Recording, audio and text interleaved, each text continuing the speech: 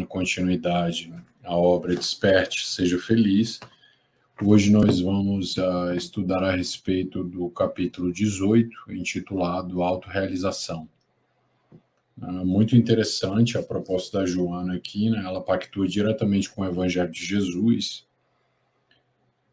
e com o próprio Pentateuco, né, kardeciano, quando ela traz uma tríade indispensável para a autorrealização. O que seria autorrealizar-se, né?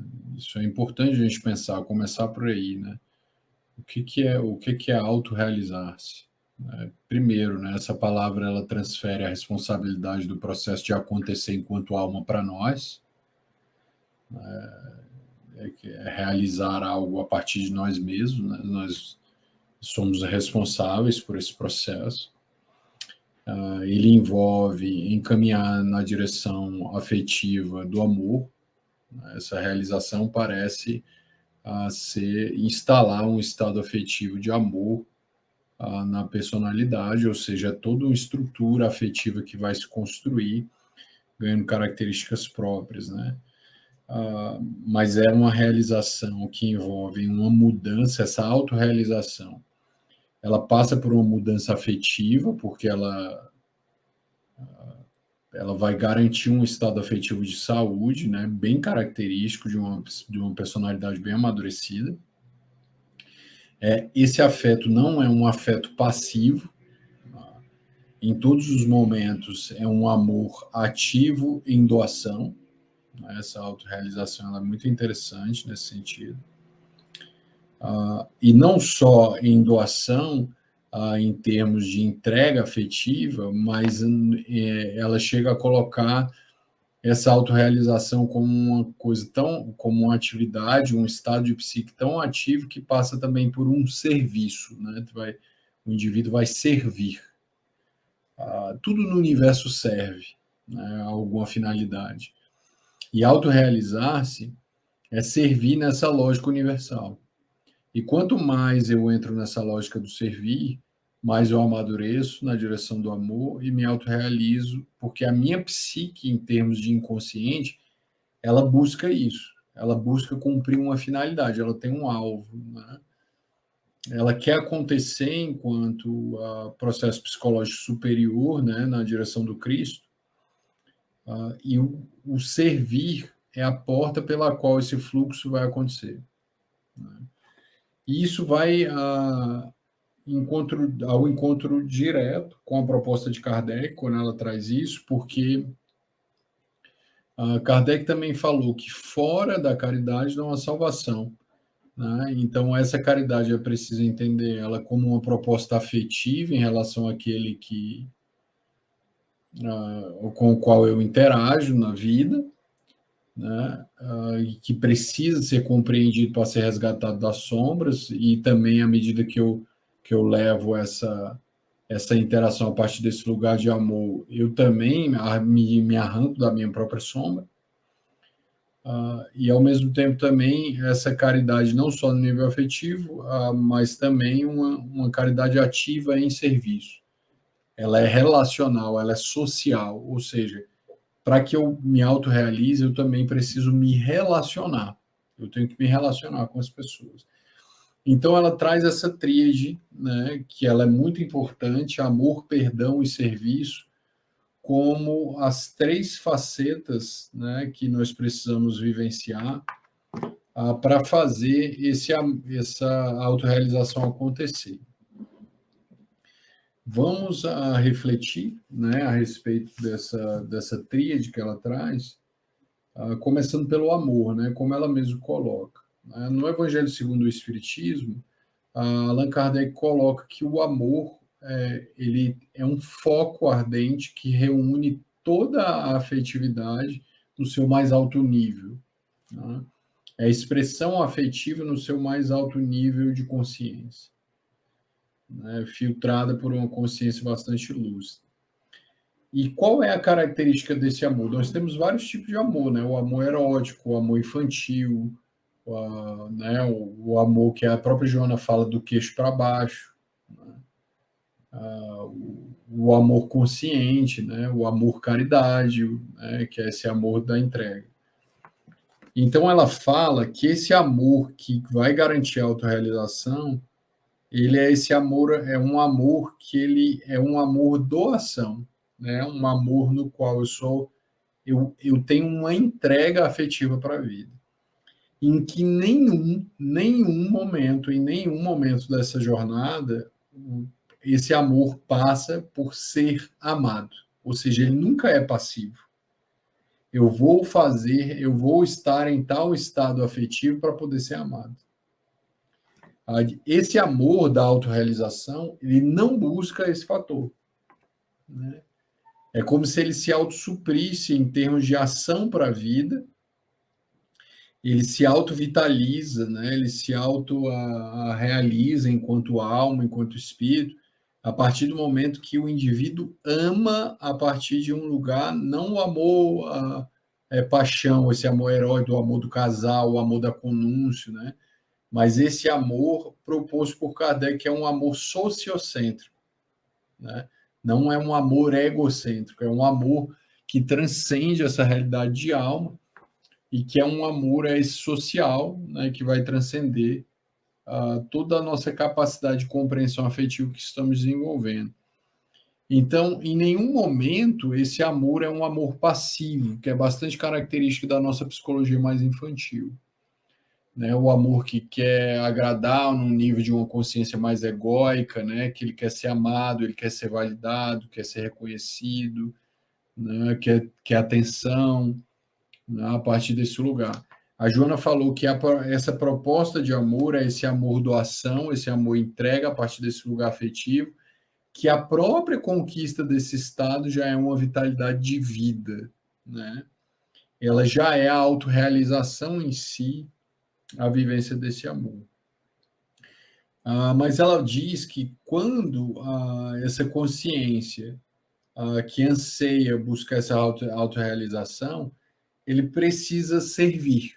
O indivíduo vai ter que servir para exercitar esse amor, né? Vai ter que entrar num processo de servir socialmente. Isso passa, obviamente, pelas profissões, pelos trabalhos remunerados, mas o ápice desse servir é o servir não remunerado, sem retribuição e sem interesse pessoal, destituído de remuneração, que o indivíduo promove e executa, movido por essa força que é esse amor que já está se desenvolvendo dentro da criatura.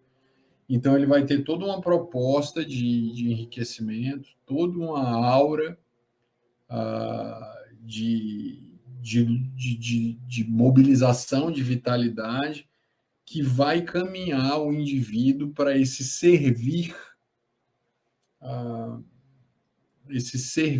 no social, esse servir na relação, esse servir que vai filtrar como uma fonte que não se deixa sufocar, que não tem seus jatos destituídos da sua força e pressão quando lhe arremessam pequenas tintas de lama, né? Então, esse amor ele consegue suplantar esses processos lamacentos que são arremessados na direção dessa personalidade a partir desse servir. Ou seja, em serviço, eu treino esse amor doação de maneira constante, eu vou treinando, saindo dessa concha do ego, né? Eu vou sair dessa concha, mas esse treino de amor em serviço, ele vai tocar a sombra social, né? Ele vai encostar nessa sombra social e essa sombra ela vai atuar sobre mim, né? Sobre aquele que vive, vai atuar sobre você, né? Sobre aquele que anseia esse estado de autorrealização. Né? Ele passa, assim, você vê que ela traz, durante grande parte do livro, uma autorrealização a partir de um autoconhecimento, e agora ela traz outra faceta da autorrealização a partir de uma ação para a vida, né? O que é muito importante. Ou seja, eu tenho uma introversão de autoanálise, E a partir do momento que eu analiso, eu faço também esse movimento para fora, dando essas entregas afetivas para a vida. Isso é muito importante. E à medida que o indivíduo vai treinar essa autoconsciência que ele está desenvolvendo, né, fazendo essa conexão ego com o inconsciente, e ele se entrega ao servir, ele vai conectar-se com a sombra do outro, no sentido das potências dessa sombra, mas também das fases bem originais dessa sombra, e vai sofrer os impactos da mesma forma que também nós vamos impactar as vivências espirituais de outros indivíduos, né? E ela diz que qualquer coisa que não seja esse contato, esse atrito com a vida, é fugir da vida. Ou seja, não há como se realizar fora dessa vivência, né? É necessário ter essa experiência com o outro para eu me autorrealizar dentro desse contexto. E ela diz que à medida que eu sirvo e que eu treino esse afeto do amor na direção da autorrealização, eu ativo a sombra em mim e no outro. E só há um único antídoto para começar a levar um indivíduo para essa realidade que vai consolidar realmente uma psicologia de autorrealização, que é a terceira, né? O terceiro filtro de alma que nós precisamos ter para filtrar os arremessos de lama que vão ter da vida e até mesmo a nossa própria lama que emergirá dos nascedouros das nossas energias espirituais, que é o perdão, né? O perdão ao outro e o perdão a si mesmo, dentro de uma lógica de amor, né? O perdão é o exercício, né? Então, não existe amor sem perdão, né? Não existe amor sem perdão. O perdão ele vai revelar uma psicologia muito amadurecida, né? Uma psicologia consciente, uma psicologia de pesos e medidas que entende a ignorância do outro, ao mesmo tempo que não se identifica com ela e não projeta a própria sombra no outro a partir dessa realidade de amor. Então ela começa a trabalhar essa tríade como um fator essencial para essa autorrealização agora, que essa autoanálise está se extrovertendo, né? Ela está indo para o social e está fazendo acontecer a proposta de Kardec, que é o fora da caridade não há salvação. Então ela traz, à medida que ela traz a imagem dessa tríade, né? Amor, perdão e serviço, ela traz também os derivativos opostos de quando essa realidade não está implementada em termos de psicologia em nós, né? Ela diz que o amor, como nós já mencionamos, vai se desviar para o ser amado, para a busca de ser amado nesse polo mais passivo, né? O perdão, quando ele não acontece, ele não vai dar conta do servir, porque o servir exige perdão, porque é impossível você realizar qualquer tipo de tarefa na seara do Cristo sem ter algum tipo de problema. Nós vamos encontrar problemas relacionais que, sem o perdão, o indivíduo não consegue chegar no fim da jornada. O perdão é esse filtro que vai purificar a relação com a vida, retirando as sujidades das relações, para que o indivíduo possa manter a sua saúde moral dentro dessa realidade. E ela diz que dentro dessa realidade, o amor ele encontra como sombra o querer ser amado, né? O perdão ele vai encontrar como sombra oposta o ódio, o revide, a mágoa, o rancor, né? E o serviço vai encontrar como sombra oposta o ócio, o negar a vida, o fugir da vida, o não assumir responsabilidades, formando essa energia oposta sombria que vai ser justamente o que vai me impedir de me autorrealizar. Então, essa tríade que é essencial para a autorrealização, quando eu descambo para essa realidade da sombra, né, sou atraído por ela e não faço consciência a partir dessa realidade, eu começo a estagiar num estado afetivo no qual eu não vou conseguir me autorrealizar em termos de amor e serviço, né? Que é algo muito importante. Por que essa realidade é importante? Né? Principalmente o amor que doa, que entrega, que entrega em serviço, ele precisa do filtro do perdão pelos desafios que o serviço oferece, que vai exigir esse nível de consciência extremamente elaborado, capaz de perdoar, para não paralisar o processo de autorrealização.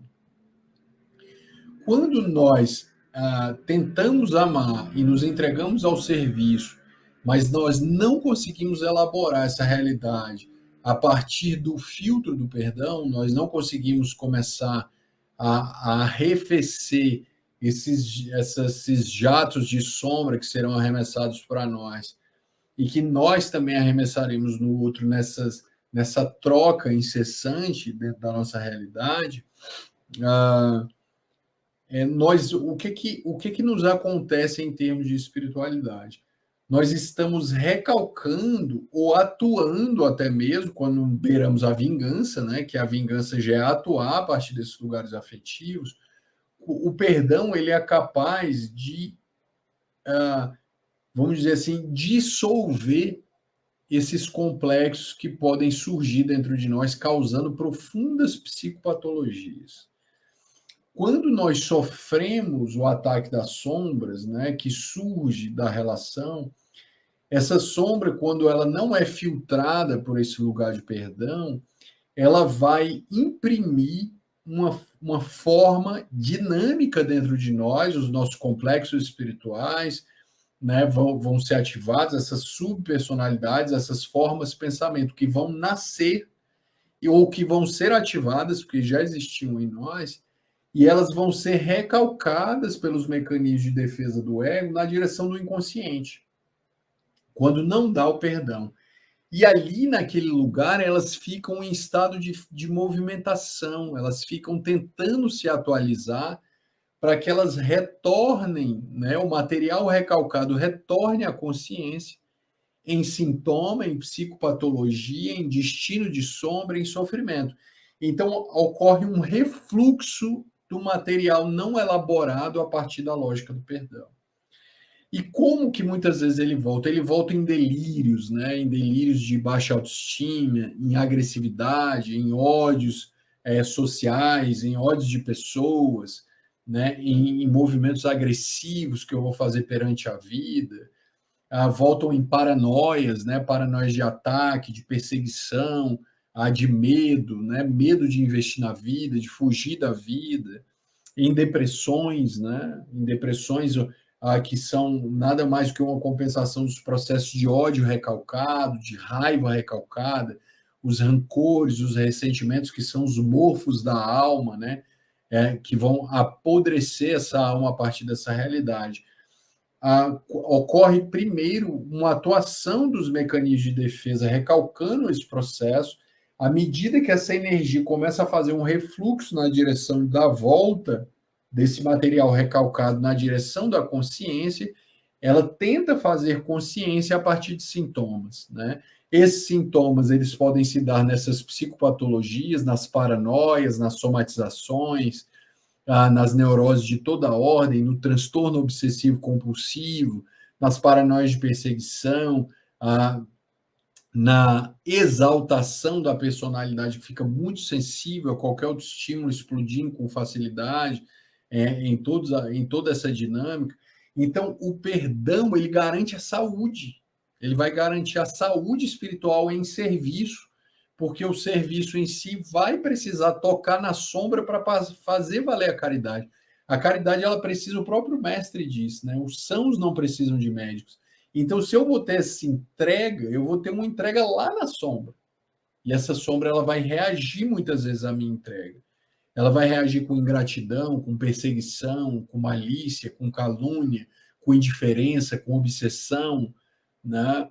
Com difamação, com incompreensão, e o perdão consegue fazer esse filtro para que não gerem subpersonalidades autônomas e essas subpersonalidades venham atacar a mim mesmo dentro da minha lógica espiritual em psicopatologias que podem retornar. Então, você veja que o perdão, como expressão desse amor-ação em serviço, ele vai garantir a saúde do serviço e promover a autorrealização. Se eu não conseguir fazer esse filtro, eu não vou conseguir me autorrealizar, porque vai haver um estacionamento do processo reencarnatório nesses lugares de ódio, de revide, de ócio, de negação da vida, de fuga da vida, dessa necessidade de ser compreendido e ser amado, paralisando o processo reencarnatório nessas energias perturbadoras, e o indivíduo perde a capacidade de servir. Há uma perda do potencial de serviço. Então, o indivíduo sofre essa perda e, junto com essa perda, ele amputa a oportunidade de realizar o cronograma espiritual reencarnatório, que vai levar a um estacionamento da sua realidade espiritual. Então, autorrealizar-se é cumprir a finalidade divina, que é alcançar a meta de amor. E essa meta ela precisa ser exercitada em uma ação de doação constante à vida a partir de um lugar afetivo. E essa doação, ela não só sentir a vida, mas ela servir na vida, encontrando uma felicidade, a partir dessa vitalização que o serviço nos concede, porque ela está aí totalmente em consonância com tudo que existe no universo. E esse serviço ele só vai se perpetuar em garantia de amor a partir do momento que o indivíduo filtra os processos sombrios que ele precisa levar luz para fora e para dentro, a partir dessa lente mirífica do amor, do perdão, que vai garantir a um indivíduo a não edificação de subpersonalidades autônomas que vão ser recalcadas na direção do inconsciente, que vão voltar em psicopatologias projetadas no mundo e recaindo em uma realidade sintomática sobre mim mesmo dentro dessa lógica.